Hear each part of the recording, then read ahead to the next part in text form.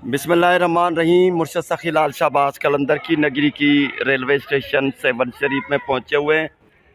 मोहनजो दाड़ो 20 जुलाई 2023 को शुरू हो चुकी है। दोबारा इनकी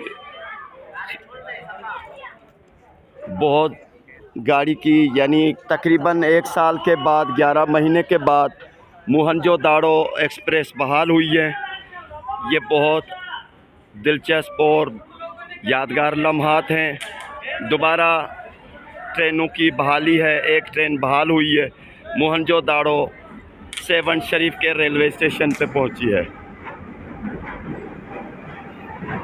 कोटरी तक रोहड़ी तक इनकी रूट है। इनका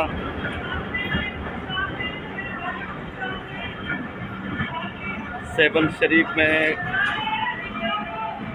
ट्रेनें बहाल हो गई हैं। मोहनजो दाड़ो तकरीबन 1 साल बाद बहाल हो चुकी है।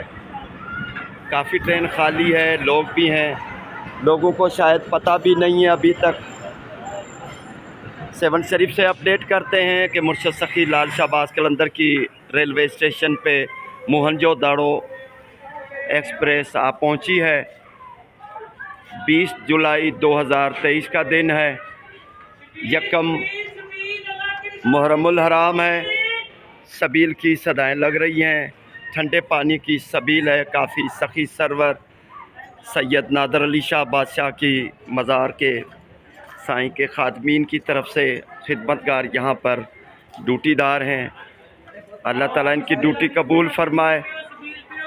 सेवन शरीफ वलियों का शहर है।